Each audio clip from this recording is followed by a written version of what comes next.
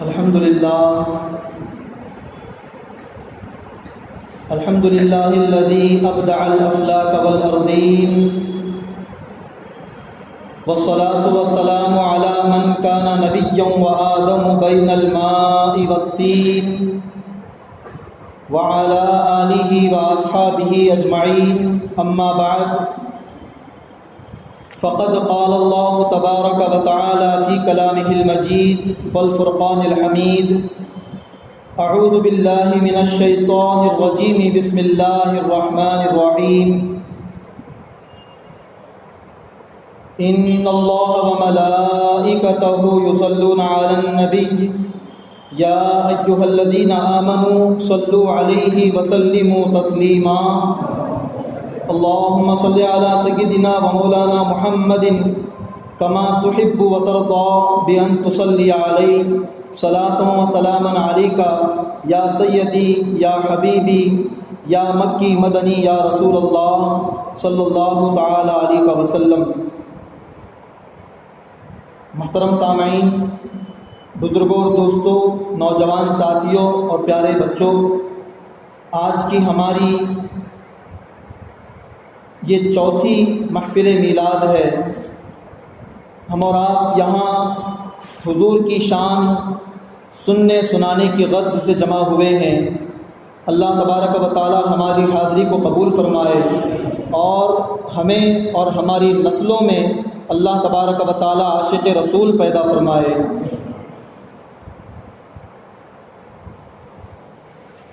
امام اہل سنت امام عشق و محبت فرماتے ہیں، پل سے گزارو راہ گزر کو خبر نہ ہو، پل سے گزارو راہ گزر کو خبر نہ ہو، جبریل پر بچھائیں تو پر کو خبر نہ ہو۔ پل سے گزارنے کی یہاں پہ بات ہو رہی ہے۔ یہ کون سا پل ہے؟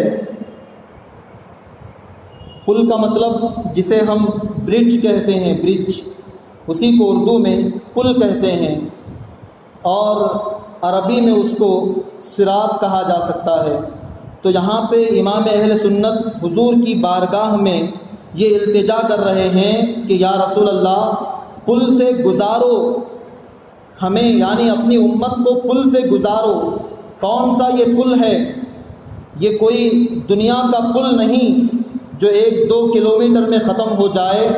یہاں پہ جو بات ہو رہی ہے وہ پل صراط کی بات ہو رہی ہے، اور وہ پل صراط جس کی لمبائی، جس کی مسافت روایتوں میں آیا ہے کہ مشرق و مغرب کے درمیان جتنی مسافت ہے اتنی بڑی مسافت پل صراط کی ہر انسان کو طے کرنی ہے۔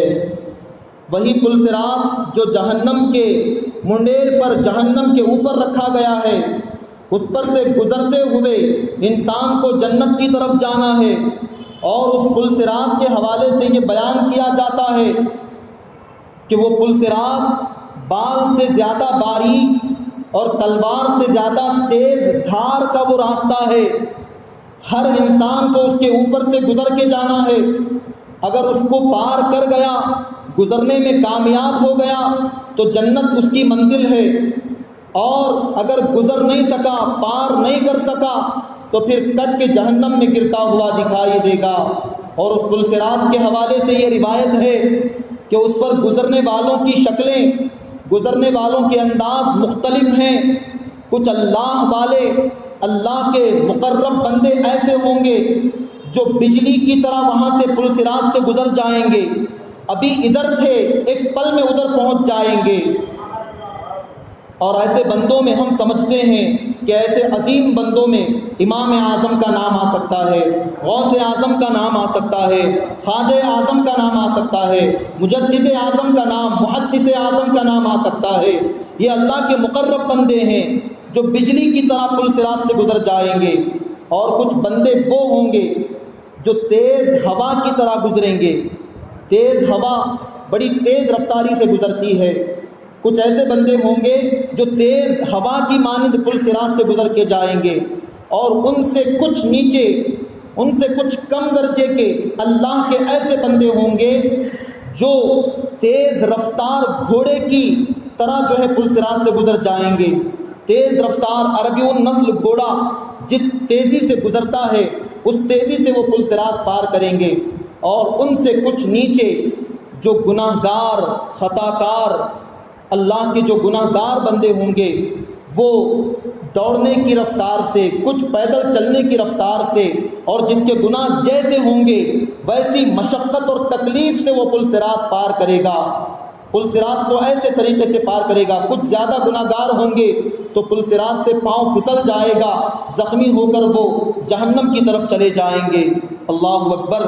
ایسا خطرناک راستہ, ایسا انتہائی پرپیچ راستہ دنیا کے اندر کوئی کسی کا کبھی تصور بھی نہیں جا سکتا کہ ایسا راستہ بھی کبھی کوئی چل سکتا ہے. ایسے پل سے چلتے ہوئے گزرتے ہوئے ہمیں جنت کی طرف جانا ہے تو ایسی خطرناک راہ پل صراط کی طرف اشارہ کرتے ہوئے, پل صراط کا خیال کرتے ہوئے امام اہل سنت نے فرمایا کہ یا رسول اللہ پل سے گزارو, راہ گزر کو خبر نہ ہو. اے میرے آقا ہمیں پل سے ایسے گزارو کہ ہم خود گزر رہے ہوں تو ہمیں بھی خبر نہ ہو کہ پل صراط کب ہمارا گزر گیا ہے, کب ہم نے پل پار کر دیا, اس بات کی خبر ہی نہ ہو. اور آگے کہتے ہیں جبریل پر بچھائیں, جبریل پر بچھائیں تو پر کو خبر نہ ہو. اس مصرے کو سمجھنے کے لیے آپ کو وہاں چلنا پڑے گا. معراج کی شب جب سید الکونین صلی اللہ علیہ وسلم کو سید الملائکہ جبریل امین ساتھ لے کر سدرہ تک تشریف لے گئے, جب سدرہ سے آگے میرے آقا جانے لگے جبریل نے کہا کہ یا رسول اللہ علیہ الصلوۃ والسلام میرا مقام اور میری حد یہیں تک ہے, میں اس سے آگے نہیں بڑھ سکتا, یہاں سے آگے بڑھوں گا تو جلال باری تعالیٰ کی وجہ سے میرے پر جل سکتے ہیں, میری یہ انتہا ہے, یہاں سے آپ کا مقام شروع ہوتا ہے. یہاں سے ایک درس مل گیا کہ جہاں سید الملائکہ کا مقام ختم ہوا وہاں سے سید الانبیاء کا مقام شروع ہوتا ہے. جہاں جبریل امین کا مقام ختم ہوا وہاں سے میرے آقا کی ابتدا ہے, ان کی انتہا سے جن کی ابتدا ہو وہ مصطفیٰ آگے جا رہے ہیں. تو جبریل امین سے مصطفیٰ نے کہا کہ اے جبریل تمہاری کوئی تمنا, کوئی آرزو, کوئی خواہش ہو تو بتا دو, میں اللہ کی بارگاہ میں پیش کر دوں. کوئی تمنا ہو تو عرض کرو.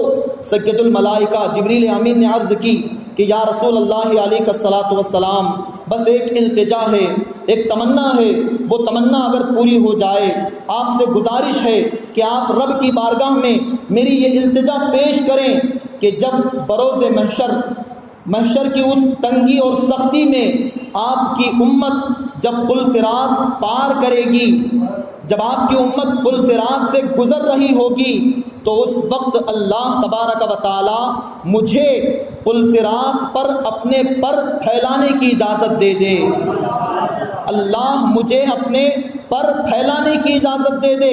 یہاں پر ایک لمحہ رک کر تصور کریں کہ جبریل امین نہ جانے کتنے لاکھوں کروڑوں سال سے وہ اللہ تبارک و تعالیٰ کے حکم بجا لاتے ہیں, اللہ کے احکام پر عمل کر رہے ہیں, لیکن کبھی انہوں نے اللہ کا دیدار نہیں کیا, اللہ کو انہوں نے دیکھا نہیں. اگر وہ چاہتے تو اس تمنا کے علاوہ کوئی اور تمنا, کوئی اور خواہش یا آرزو پیش کر سکتے.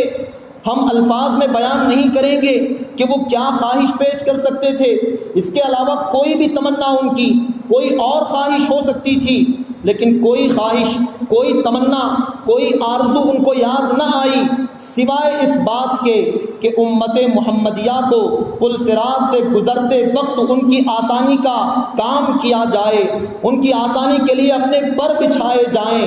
اس لیے جبریل امین جانتے تھے کہ اگر اللہ کو راضی کرنا ہے, اللہ کو خوش کرنا ہے تو اللہ کے اس رسول کو خوش کر لو, اور اللہ کے اس رسول کو خوش کرنا ہے تو اس رسول کی امت کی فکر کر لو, یہ مصطفیٰ خود راضی راضی ہو جائیں گے، یہ مصطفیٰ خود خوش ہو جائیں گے جو سراپا اپنی زندگی بھر امت محمدیہ آقا کریم صلی اللہ علیہ وسلم نے اپنی امت کی فکر فرمائی، ہر وقت زبان اقدس پر ربی حبلی امتی کی صدا جاری رہی، ہمیشہ جن کو اپنی امت کی فکر لاحق رہی، اس رسول کو اگر خوش کرنا ہے تو اس رسول کی امت کی فکر کر لو، رسول راضی ہو جائیں گے، اور یہ رسول راضی ہو جائیں تو اللہ خالق کائنات راضی ہو جائے گا۔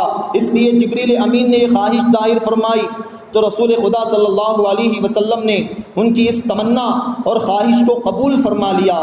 میرے آقا نے ان کی اس تمنا کو قبول کر لیا اور غالباً اللہ کی بارگاہ میں آقا کریم نے پیش بھی کر دیا، اور جب محشر کا وہ دن آئے گا، قیامت کا وہ دن آئے گا جس سے انسان کے کلیجے پگھل جائیں گے، قیامت کی گرمی میں انسان، بڑی شدت گرمی میں انسان اتنے پریشان ہوں گے کہ لوگ پسینے میں ڈوب رہے ہوں گے، سورج بالکل سوا نیزے کے قریب ہوگا۔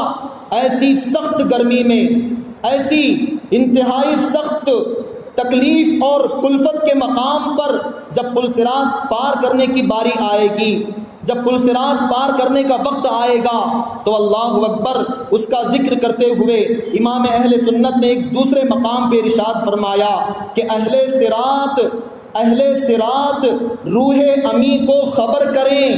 روح امی سے مراد جبریل، اہل صراط یعنی پل صراط والے، پل صراط کے پاس جو فرشتے ہیں ان سے خطاب ہو رہا ہے کہ اہل صراط روح امی کو خبر کریں، جاتی ہے امت محمد فرش پر کریں، جاتی ہے امت محمد اپنے پروں کو فرش کی طرح بچھا دیں، جاتی ہے امت محمد فرش پر کریں۔ دوسرے کلام کے اندر یہ ارشاد فرمایا ہے، لیکن یہاں پر جس کلام کا پہلا مصرع میں نے پڑھا، پل سے گزارو راہ گزر کو خبر نہ ہو، راہ گزر کو خبر نہ ہو، اور آگے کیا فرمایا؟ جبریل پر بچھائیں، جبریل کو پر بچھانے کی اجازت مل چکی ہے۔ جب پل صراط سے امت محمدیہ گزرے گی تو جبریل وہاں پر بچھائیں گے، لیکن امام عشق و محبت کا یہ اعتقاد ہے، ان کا یہ ماننا ہے کہ ہمارے رسول صاحب کمال ہیں، ہمارے رسول بڑے عظیم الشان ہیں، بڑے رفیع الدرجات والے ہیں، اونچے مقام والے ہیں، امام المرسلین ہیں، سید الانبیاء ہیں، امام الانبیاء ہیں، اتنا عرفہ و اعلیٰ ان کا مقام ہے۔ ایسے عظیم رسول کے ہوتے ہوئے ہم کسی اور کا احسان کیوں لیں؟ جبریل اگر پر بچھاتے ہیں تو اے میرے آقا آپ ہم کو پل صراط سے ایسے گزار دینا کہ جبریل کو بھی پتہ نہ چلے کہ ان کے پروں پر سے امت محمدیہ گزر کے جا رہی ہے، جبریل کو بھی پتہ نہ چلے، ہمیں ان کا احسان بھی نہیں چاہیے۔ اتنا رفیع الدرجات رسول اللہ نے ہمیں عطا فرمایا، پل سے گزارو راہ گزر کو خبر نہ ہو، جبریل پر بچھائیں تو پر کو خبر نہ ہو، پر کو بھی خبر نہ ہو۔ اس شان سے آقا ہمیں پل صراط سے گزار دیں۔ سبحان اللہ، کیسا عقیدہ ہمیں عطا کیا گیا، کیسا عشق رسول کھول کے ہمیں پلایا جا رہا ہے۔ ایسے عظیم امام کا دامن اللہ نے ہمیں عطا فرمایا۔ ارے اگر ان کے عشق رسول کا ایک چھینٹا بھی اگر ہمیں مل جائے تو عشق مصطفیٰ سے ہمارا سینہ آباد ہو جائے گا، ہمارا سینہ محبت رسول کا مدینہ بن جائے گا۔ اور اگر عداوت کا شیطان دل میں بس گیا تو یقین مانو اللہ والوں کی عداوت دنیا بھی تباہ کر دے گی، آخرت بھی تباہ کر دے گی، نہ یہاں کے رہو گے نہ وہاں کے رہو گے۔ وہ مثال بڑی مشہور ہے، دھوبی کا گدھا، نہ گھر کا نہ گھاٹ کا۔ اگر اللہ والوں کی دشمنی کو دل میں جگہ دو گے تو نہ دنیا بنے گی نہ آخرت بنے گی، تباہ و برباد ہو جاؤ گے، ذلیل و رسوا ہو جاؤ گے۔ اس لیے اللہ والوں کی دشمنی کی طرف ذرہ برابر توجہ بھی جائے تو لاحول پڑھ لینا اور اللہ والوں کی محبت کو اپنے سینے میں بسا لینا۔ اللہ اکبر۔ تو ہمارے امام نے ہمیں یہ عقیدہ دیا کہ ایسے عظیم رسول کے ہوتے ہوئے ہم جبریل امین کو بھی تکلیف کیوں دیں، ان کے پر کا ہم احسان کیوں لیں۔ جبریل امین کے پر اللہ تبارک و تعالیٰ نے سید الملائکہ جبریل امین کو 600 پر عطا فرمائے ہیں۔ کتنے پر؟ 600 پر، اور وہ بھی ایسے معمولی پر نہیں جو آپ کے ذہن میں ہیں 2-4 ہاتھ لمبے۔ سید الملائکہ جبریل امین رضی اللہ تعالیٰ عنہ علیہ السلام یہ ملائکہ میں سے ہیں علیہ السلام، اگر وہ اپنا ایک پر کھولتے ہیں، ایک پر اگر وہ اپنا کھولتے ہیں تو پورا مشرق و مغرب کی طرف ان کا پر پھیل جاتا ہے، اتنا بڑا ان کا ایک پر ہے، اور ایسے پر اللہ تعالیٰ نے ان کو 600 عطا فرمائے ہیں۔ ایسا رفیع الدرجات فرشتہ سید الملائکہ جو تمام فرشتوں کے سردار ہیں، ان کا احسان بھی امت محمدیہ کو لینے کی نوبت نہ آئے گی۔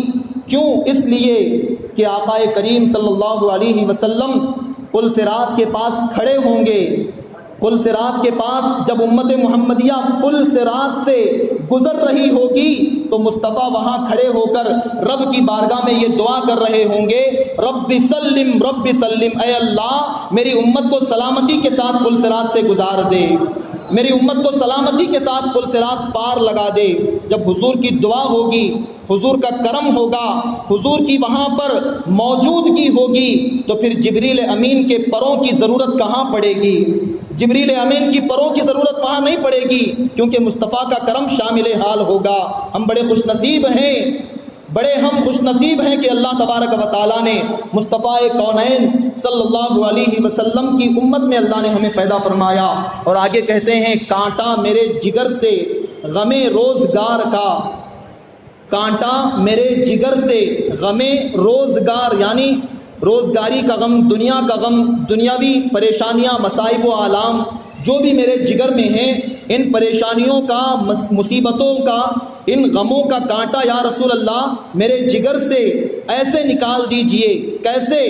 کانٹا میرے جگر سے غم روزگار کا یوں کھینچ لیجئے کہ جگر کو خبر نہ ہو، یوں کھینچ لیجئے کہ جگر کو خبر نہ ہو، اور فریاد امتی جو کرے حال زار میں، فریاد امتی جو کرے حال زار کا مطلب پریشانی کی حالت، تکلیف کی حالت، فریاد امتی جو کرے حال زار میں، ممکن نہیں کہ خیر بشر کو خبر نہ ہو، ممکن نہیں، ایسا ہو ہی نہیں سکتا کہ غمگین امتی، پریشان حال امتی ان کا نام لے کر ان کی بارگاہ میں فریاد کرے، ان کو پکارے اور مصطفیٰ کو خبر نہ ہو، ایسا ممکن ہی نہیں، ممکن نہیں کہ خیر بشر کو خبر نہ ہو۔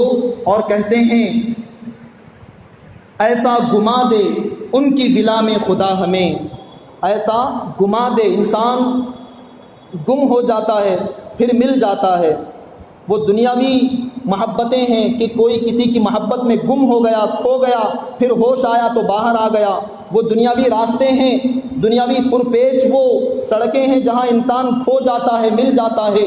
لیکن محبت رسول میں گم ہو جانے کی بات کرتے ہوئے امام نے فرمایا، ایسا گما دے، ایسا گما دے ان کی ولا میں خدا ہمیں، ڈھونڈا کریں پر اپنی خبر کو خبر نہ ہو، ڈھونڈا کریں پر اپنی خبر کو خبر نہ ہو، یعنی اپنے آپ کو بھی خبر نہ ہو کہ ہم کس کی محبت میں کھو گئے ہیں، کس رسول کے عشق میں ہم فنا ہو چکے ہیں۔ اور جو مصطفیٰ کے عشق میں فنا ہو گیا، حقیقت میں اسی کو بقا کی منزلیں نصیب ہوتی ہیں۔ جو اپنے آپ کو فنا فی اللہ اور فنا فی الرسول کر دیتا ہے، وہی حقیقت میں باقی باللہ اور باقی بالرسول بن جاتا ہے۔ وہ اگرچہ دنیا سے چلا جائے، اس کا ذکر ہمیشہ زندہ اور تابندہ رہتا ہے۔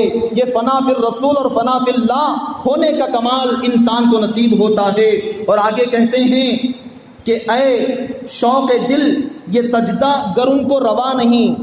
کل ہی میں نے بیان کیا کہ حضور کی بارگاہ میں جانور آتے تو سجدہ کیا کرتے تھے، جانور حضور کی بارگاہ میں سجدہ کیا کرتے تھے۔ تو جب جانوروں نے سجدہ کیا، صحابہ کرام نے دیکھا تو صحابہ نے عرض کی، یا رسول اللہ علیہ الصلوۃ والسلام، یہ بے زبان جانور آپ کو سجدہ کرتے ہیں، یہ جانور آپ کو سجدہ کر رہے ہیں، پھر تو ہم آپ کو سجدہ کرنے کے زیادہ حقدار ہیں، ہم آپ کو سجدہ کرنا چاہتے ہیں۔ تو رسول کریم صلی اللہ علیہ وسلم نے شریعت محمدیہ کا قانون بتلا دیا کہ اے میرے صحابہ، میری شریعت میں ایک انسان کا دوسرے انسان کو سجدہ کرنا جائز نہیں ہے. سجدہ صرف اللہ کی ذات کو ہے، اور وہ سجدہ سجدہ عبادت ہے، سجدہ تعظیمی ہماری شریعت میں جائز نہیں ہے. چاہے پیر کو سجدہ کرنا ہو، ماں باپ کو سجدہ کرنا ہو، یا کسی اور ولی کامل کو، کسی کو بھی سجدہ کرنا ہو، انسان کا انسان کو سجدہ کرنا یہ بالکل حرام نہیں، یہ حرام قطعی ہے. آقا کریم نے فرمایا کہ مجھے سجدہ تم نہ کرو، سجدہ صرف اللہ کی ذات کو کرو. تو یہاں پر ایک ایسا سجدہ ہمیں بتایا جا رہا ہے کہ کیا ہوا اگر حضور کو سجدہ کرنا جائز نہیں ہے.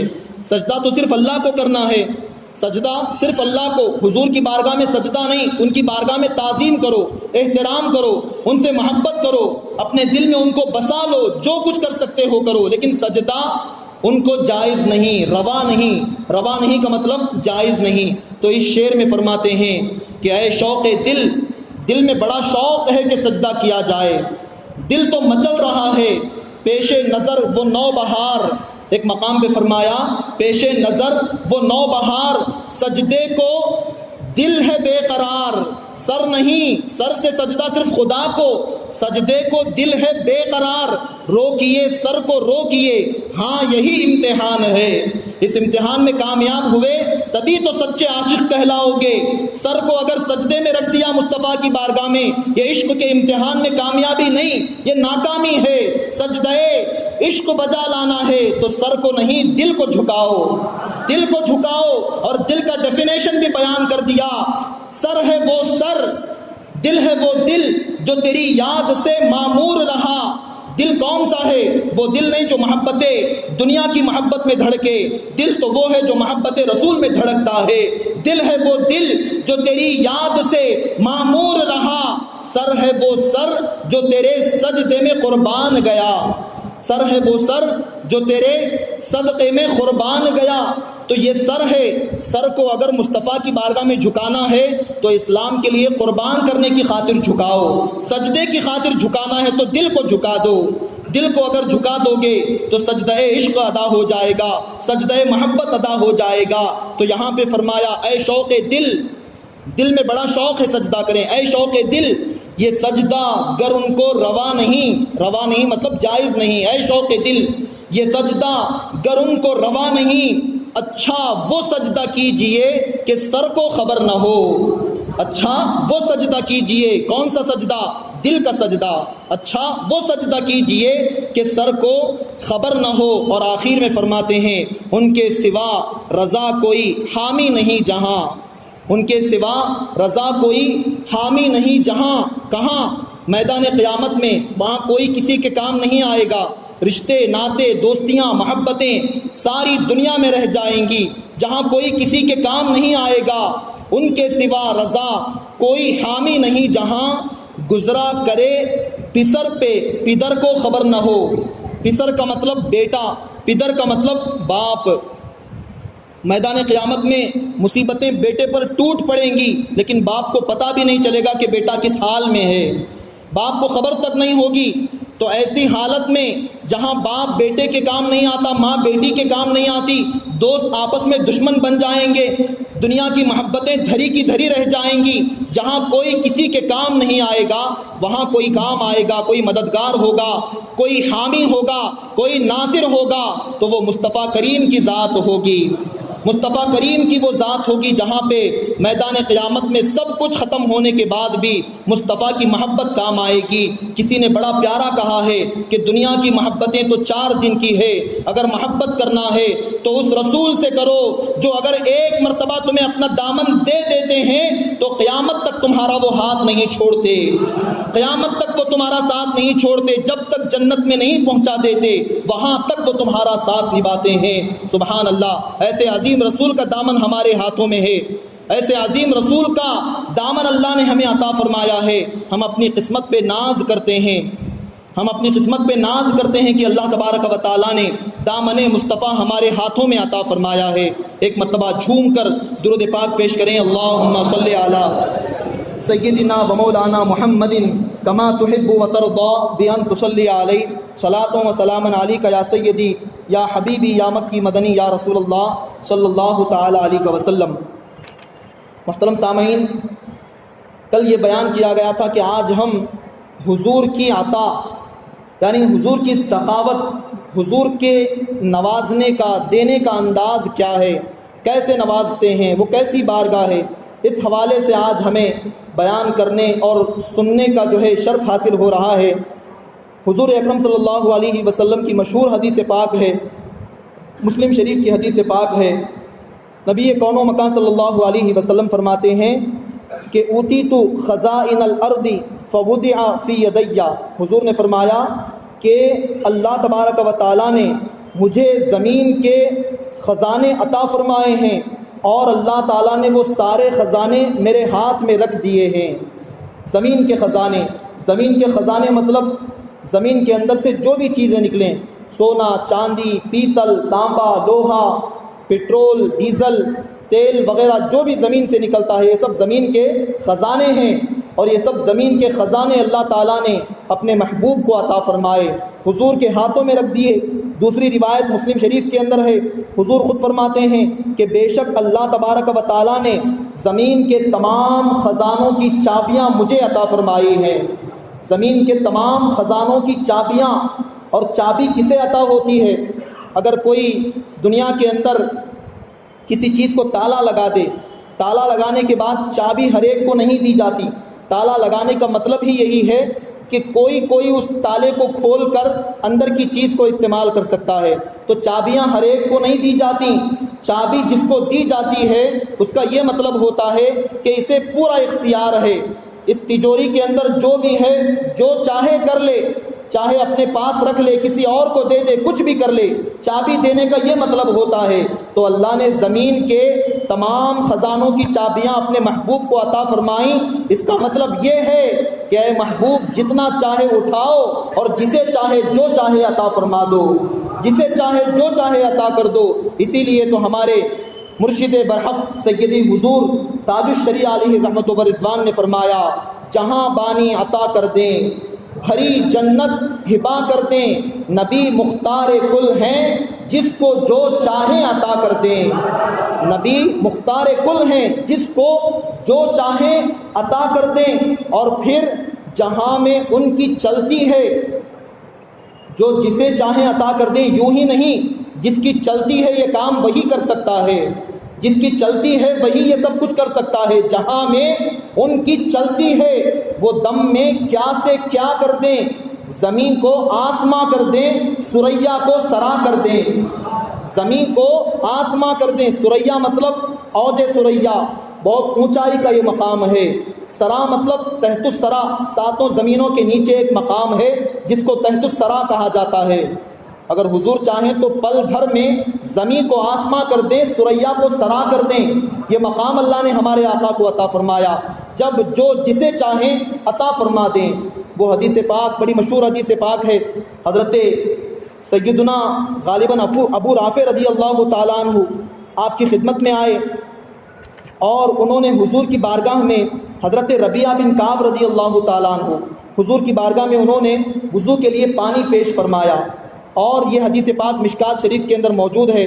وضو کے لیے انہوں نے پانی پیش کیا تو آقا کریم صلی اللہ علیہ وسلم نے خوش ہو کر، ان سے راضی ہو کر فرمایا، سل یا ربیعہ، اے ربیعہ، کچھ مانگنا چاہتے ہو تو مانگ لو، کچھ مانگنا چاہتے ہو تو مانگ لو۔ یہاں پر ذرا توجہ کریں، اگر آپ کسی کو اختیار دیں کہ جو چاہے مانگ لے، آپ اگر کسی سے کہیں کہ جو چاہے مانگ لے، اور اگر وہ آپ سے مانگے کہ مجھے پورے انڈیا کی حکومت دے دو، تو کہاں سے دیں گے؟ وہ آپ کے قبضے میں ہے ہی نہیں، تو آپ کہاں سے دیں گے؟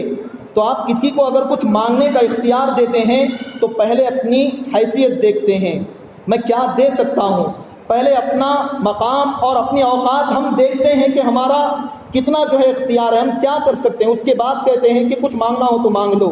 تو حضور نے یہاں پہ کیا فرمایا، اے ربیعہ، کچھ بھی مانگنا چاہتے ہو۔ یہ نہیں فرمایا کہ مکہ کے اندر، مدینہ کے اندر، میرے گھر کے آس پاس یا زمین کے اوپر، آسمان کے نیچے، کچھ نہیں فرمایا، مطلقاً فرمایا، سل یا ربیعہ۔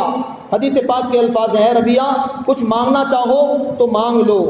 اور حضرت ربیعہ وہ جانتے تھے کہ یہ رسول، یہ صرف دنیا کے اندر صرف زمین پر یہ اختیار نہیں رکھتے، ان کا اختیار ساتوں آسمانوں پہ بھی چلتا ہے، ان کا اختیار تو عرش پر بھی چلتا ہے۔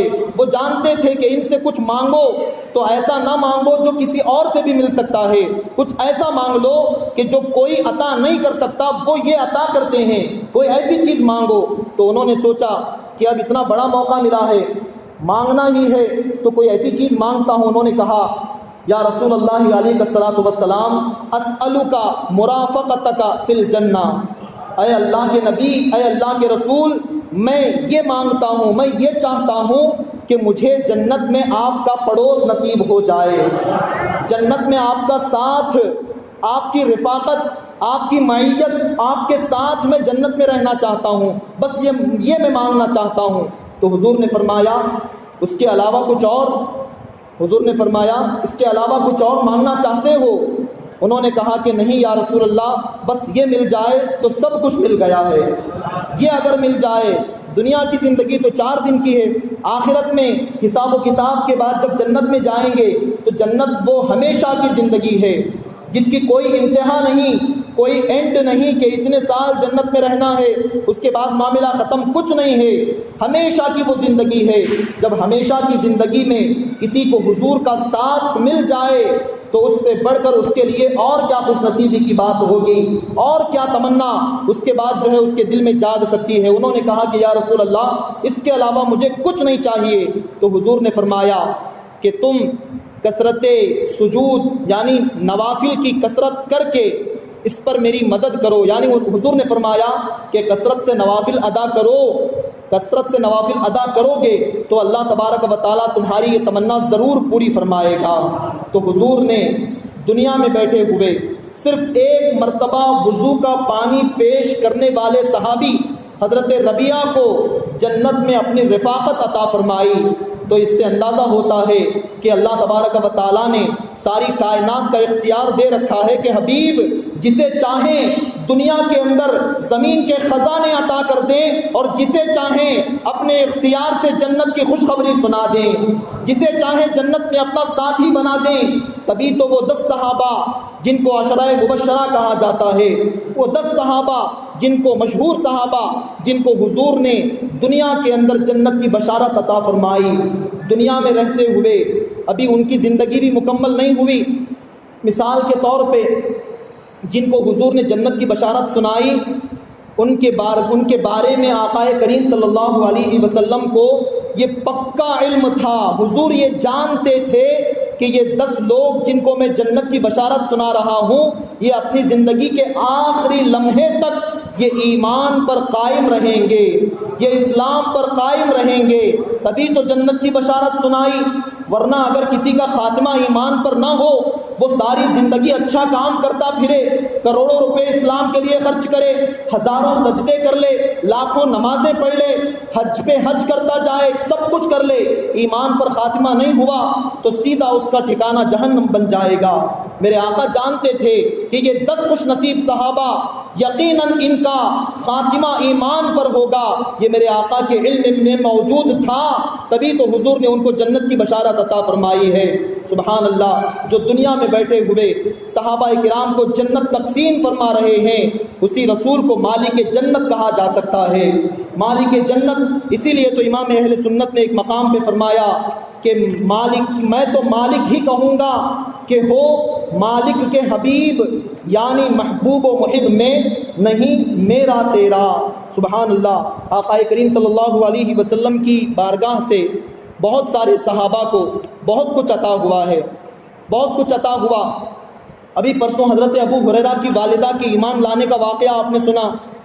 کوئی صحابی اپنی جسمانی بیماری لے کر حضور کی بارگاہ میں آتے ہیں تو شفا پا کے جاتے ہیں، کسی کا پیر ٹوٹ گیا، حضور کی بارگاہ میں آئے، لعاب دہن لگا دیا، شفا نصیب ہو گئی۔ حضرت ابو قتادہ کا آنکھ کا ڈھیلا باہر آ گیا، آنکھ کا ڈھیلا ہاتھ میں آ گیا، جنگ احد میں تیر لگ گیا تھا، وہ حضور کی بارگاہ میں آئے، حضور نے آنکھ کا ڈھیلا ان کی جگہ پہ جہاں آنکھ تھی وہاں لگایا، اپنا لعاب دہن لگا دیا۔ حضرت ابو قتادہ فرماتے ہیں کہ میری اس آنکھ کی روشنی ایسا لگتا تھا کہ پہلے سے زیادہ ہو گئی ہے، پہلے سے زیادہ ہو گئی ہے۔ امام نے فرمایا آنکھ عطا کیجئے اس میں ضیاء دیجئے۔ ضیاء کا مطلب چمک، روشنی، نور۔ یا رسول اللہ آنکھ عطا کیجئے، اس میں ضیاء دیجئے۔ جلوہ قریب آ گیا، تم پہ کروڑوں درود۔ جلوہ قریب آ گیا، تم پہ کروڑوں درود۔ تو حضور کی بارگاہ میں جو جس مقصد سے آیا، جیسی پریشانی لے کے آیا، وہ اپنا علاج پا کے حضور کی محفل سے واپس گیا ہے۔ کوئی اس دربار سے خالی ہاتھ نہیں لوٹا۔ حضرت ابو ہریرہ کا وہ واقعہ یاد آتا ہے۔ یہ آخری بات بیان کر کے انشاءاللہ ہم آج کی محفل کو اختتام کی طرف لے چلتے ہیں۔ حضرت سیدنا ابو ہریرہ رضی اللہ تعالیٰ عنہ، ایک مرتبہ ایسا ہوا کہ بڑی بھوک لگی تھی۔ حضرت ابو ہریرہ کے بارے میں نے بتایا وہ کوئی کاروبار نہیں کرتے تھے، کوئی تجارت، کھیتی باڑی، زراعت، وہ کچھ نہیں کرتے تھے۔ بس جو کچھ ہدیتاً کوئی کچھ دے دیتا تو کھا لیتے، اللہ کا شکر ادا کر دیتے۔ ایک بار ایسا ہوا کہ 2-3 دن گزر گئے یا اور کچھ زیادہ وقت گزر گیا، کچھ کم زیادہ وقت گزر گیا، بھوک کی شدت تھی، کافی زیادہ بھوک لگی تھی، کھانے کو کچھ نہیں ملا۔ تو وہ فرماتے ہیں کہ میں مسجد نبوی میں ایک ایسے مقام پہ جا کے بیٹھ گیا جہاں سے عام طور پہ صحابہ کا گزر ہوتا تھا۔ میں اس لیے وہاں پہ بیٹھا کہ کوئی میری حالت کو دیکھ کر سمجھ جائے گا کہ میری حاجت کیا ہے، میری بھوک کا معاملہ جو ہے کوئی سمجھ جائے گا۔ حضرت ابو ہریرہ فرماتے ہیں کئی لوگ آئے، مجھے دیکھ کر گزر گئے، بہت سارے صحابہ آئے، سلام کیا، کسی نے بات کیا، اس کے بعد چلے گئے۔ تو میں نے دیکھا کہ کسی کی توجہ نہیں ہو رہی ہے۔ فرماتے ہیں اب حضرت سیدنا ابو بکر صدیق آئے، جب وہ آئے تو میں نے سوچا کہ کوئی بات کر لیتا ہوں۔ وہ کہتے ہیں کہ میں نے قرآن کی ایک آیت ان سے پوچھ لی، قرآن کی ایک آیت کے بارے میں نے پوچھا، تو وہ قرآن کی آیت بتا کر وہ بھی چلے گئے، وہ بھی اپنے کسی کام میں تھے۔ اس کے بعد حضرت عمر آئے، ان سے بھی میں نے کوئی دین کی شریعت کی بات کی، انہوں نے بھی بات مکمل کر کے اپنا راستہ لیا، وہ بھی اپنی طرف چلے گئے۔ میں بڑا پریشان تھا کہ آخر اب کیا ہوگا، اب میں کیا کروں گا، بھوک کا معاملہ ہے اور میں کسی سے مانگ بھی نہیں سکتا۔ یہ صحابہ ہیں، کسی کے سامنے ہاتھ نہیں پھیلاتے، یہ خوددار ہیں۔ خودداری ہر مسلمان کے اندر ہونی چاہیے، یہ نہیں کہ کبھی اس سے کچھ مانگ لیا، کبھی اس سے کچھ مانگ لیا، کبھی اس کے سامنے ہاتھ پھیلایا، کبھی اس کے سامنے ہاتھ پھیلایا۔ مانگنا یہ بہت بری عادت ہے انسان کے اندر۔ تو صحابی رسول کہتے ہیں کہ کسی سے مانگ بھی نہیں سکتا تھا، بغیر مانگے کوئی میری حاجت کو، میری ضرورت کو سمجھ بھی نہیں رہا تھا۔ اسی پریشانی کے عالم میں کھڑے ہیں کہ اچانک ایک طرف سے حضور اکرم صلی اللہ علیہ وسلم تشریف لائے۔ وہ رسول تشریف لائے کہ جن کی بارگاہ میں زبان نہ بھی ہلاؤ تو وہ دل کی بولیاں بھی سمجھ لیتے ہیں، وہ دل کی تمنائیں بھی آپ کی سمجھ جاتے ہیں۔ وہ رسول تشریف لائے۔ جب حضور تشریف لائے تو میں نے حضور سے ہم کلامی کا شرف حاصل کیا۔ کوئی مسئلہ میں نے حضور سے پوچھا، جب میں نے مسئلہ پوچھا تو حضور اکرم صلی اللہ علیہ وسلم نے، حضرت ابو ہریرہ فرماتے ہیں کہ حضور نے میرے چہرے کی طرف دیکھ کر فرمایا کہ ابو ہریرہ بہت بھوک لگی ہے، ابو ہریرہ بڑی بھوک لگی ہے۔ سبحان اللہ۔ حضور نے فرماتے ہیں کہ حضور نے میرا ہاتھ پکڑا اور اپنے گھر لے گئے۔ گھر لے جانے کے بعد بٹھایا اور گھر والوں سے پوچھا کہ کیا گھر میں کوئی کھانے کی چیز ہے؟ تو اندر سے آواز آئی کہ دودھ کا ایک پیالہ موجود ہے، دودھ کا ایک پیالہ موجود ہے۔ دودھ ایک ایسی چیز ہے جو پیاس بھی مٹا دیتا ہے، بھوک بھی مٹا دیتا ہے۔ دودھ کا بہت فائدہ ہے، انسان کو جو ہے روزانہ ایک اچھی مقدار میں جو ہے دودھ پینے کی ضرورت ہے، بہت صحت جو ہے دودھ کے اندر اللہ نے رکھی ہے۔ تو بہرحال دودھ ایک ایسی چیز، بھوک بھی مٹ جائے، پیاس بھی مٹ جائے۔ آواز آئی دودھ کا پیالہ ہے، حاضر کیا گیا پیالہ۔ اس کے بعد حضور نے فرمایا کہ ابو ہریرہ جاؤ، وہ 70 اصحاب جو اصحاب صفہ کہلاتے ہیں، جو چبوترے پر بیٹھ کر حضور کی بارگاہ میں تعلیم حاصل کرتے ہیں، جن کو اصحاب صفہ کہا جاتا ہے، کٹے والے، صفہ یعنی کٹا، اصحاب صفہ، کٹے پہ بیٹھ کے تعلیم حاصل کرنے والے وہ 70 صحابہ، ان تمام کو بلا کے لے آؤ۔ حضرت ابو ہریرہ گئے، سب کو بلا کے لے آئے۔ آنے کے بعد حضور نے پیالہ حضرت ابو ہریرہ کے ہاتھ میں دیا اور دینے کے بعد فرمایا کہ ابو ہریرہ سیدھی طرف سے شروع کرو، سیدھی طرف سے شروع کرو، سب کو پلاتے ہوئے آؤ۔ اب حضرت ابو ہریرہ کے دل میں یہ خیال مچل رہا ہے کہ بھوکا تو میں ہوں، بھوک کی شدت تو میرے اندر ہے، کافی عرصہ کتنے دن گزر گئے، بھوک سے پریشان ہوں، پہلے شاید یہ حکم ہوتا ابو ہریرہ تم پیو، لیکن ایسا نہ ہوا۔ حضور نے فرمایا ابو ہریرہ سیدھی جانب سے شروع کرو۔ اب حضرت ابو ہریرہ ہیں، सीधी जानिब गए, एक सहाबी को पिलाया, वो दूध पिए, दूसरे को पिलाते हैं, तीसरे को पिलाते हैं। जैसे जैसे सहाबा दूध पीकर गिलास को, प्याले को आगे बढ़ाते हैं, अबू हुरैरा की नज़र प्याले पर है, अबू हुरैरा की नज़र दूध पर है कि दूध कितना बाकी है। वो फरमाते हैं कि 70 सहाबा ने दूध नोशे जां किया, 70 सहाबा ने पी लिया। मैंने अपनी आंखों से देखा कि एक कतरा दूध भी उसके अंदर कम नहीं हुआ था, एक कतरा दूध भी कम नहीं हुआ। ऐसा महसूस होता था कि डायरेक्ट कौसर का कनेक्शन दूध के प्याले के साथ जुड़ गया है, आबे कौसर का कनेक्शन उसके साथ मिल गया है। कौसर का वो पानी जो दूध से ज्यादा सफेद, बर्फ से ज्यादा ठंडा, शहद से ज्यादा मीठा है, उसका कनेक्शन ऐसा लग रहा था कि अल्लाह ने दूध के प्याले के साथ फरमा दिया है। इमाम अहले सुन्नत ने फरमाया, क्यों जनाबे बू हुरैरा, कैसा था वो जाम शीर, जाम यानी पीने की कोई चीज, शीर का मतलब दूध। क्यों जनाबे बू हुरैरा, कैसा था वो जाम शीर जिससे 70 साहिबों का दूध से मुंह फिर गया, जिससे 70 साहिबों का दूध से मुंह फिर गया। मुंह फिर गया मतलब इंसान जब सैराब हो जाता है, कोई चीज पीकर मुतमईन हो जाता है, तो वो फिर उससे मुंह फेर लेता है, मुंह हटा लेता है। तो क्यों जनाबे बू हुरैरा, कैसा था वो जाम शीर जिससे 70 साहिबों का दूध से मुंह फिर गया। अल्लाहु अकबर। जब 70 सहाबा ने पी लिया तो उसके बाद अबू हुरैरा को हुक्म हुआ, अबू हुरैरा अब तुम पियो, अब तुम पियो। अबू हुरैरा दूध पीते हैं, एक मर्तबा पीकर बर्तन को, प्याले को हटाते हैं तो हुजूर का हुक्म होता है, अबू हुरैरा और पियो। अबू हुरैरा और पीते हैं, दूसरी मर्तबा हटाते हैं, दोबारा हुक्म होता है, अबू हुरैरा और पियो। जब वो तीसरी मर्तबा पीते हैं फिर हुक्म होता है, लेकिन वो कहते हैं, अर्ज करते हैं, या रसूल अल्लाह अब मैं शिकम सैर हो चुका हूँ, अब मैं पी नहीं सकता, अब मेरी भूख खत्म हो चुकी है, अब जो है गुंजाइश नहीं है। तो उसके बाद उस दूध के प्याले को लेकर मुस्तफ़ा करीम सल्लल्लाहु अलैहि वसल्लम नोश फरमा लेते हैं, हुजूर पीते हैं, उसके बाद वो दूध मुकम्मल हो जाता है।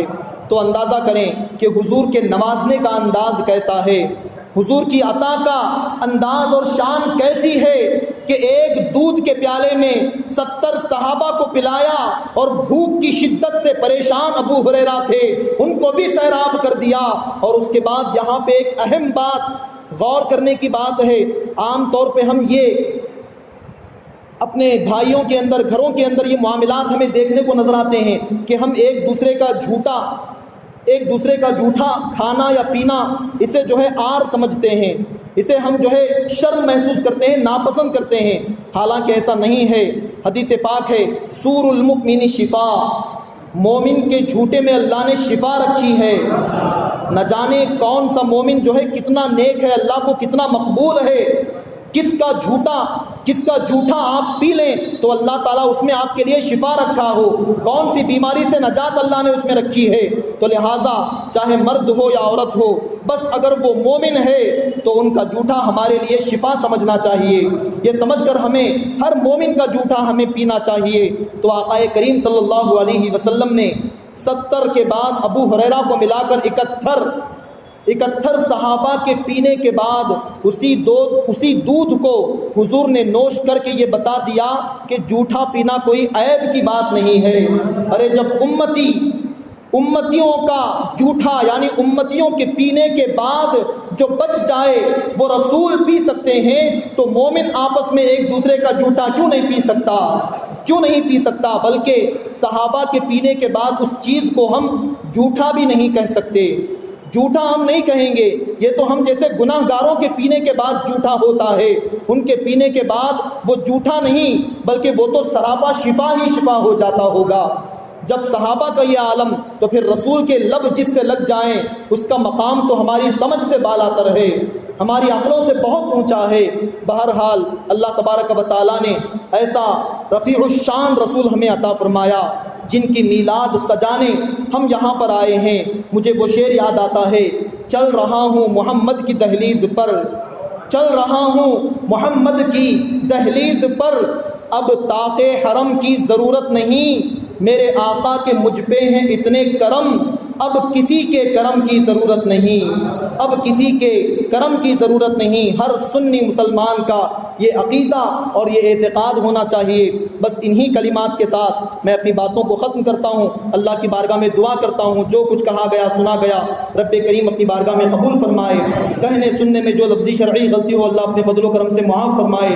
رب کریم ہم تمام کو حضور کی سچی محبت عطا فرمائے، ہمارے سینے کو اللہ محبت رسول کا مدینہ بنائے اور عشق رسول کا صدقہ اللہ ہمیں عطا فرمائے۔